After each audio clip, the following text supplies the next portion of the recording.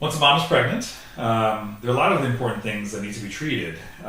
She wants to have not only a good experience during the pregnancy, but of course the birthing itself should go as smooth as possible.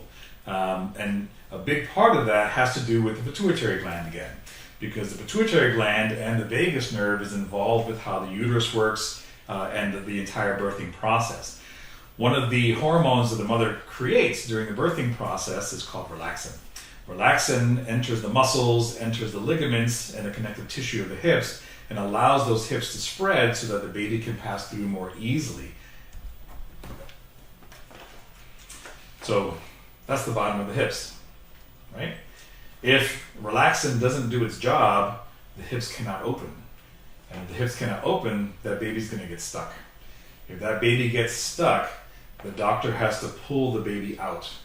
And not only is the baby's head going to be pressing against a hard surface, therefore causing cranial issues, as the doctor pulls that baby out, the doctor is going to cause cervical distortions and cranial distortions. And if you look at the body, the way that it's supposed to work is that as the bottom opens, the top closes, and that actually helps to push the baby through.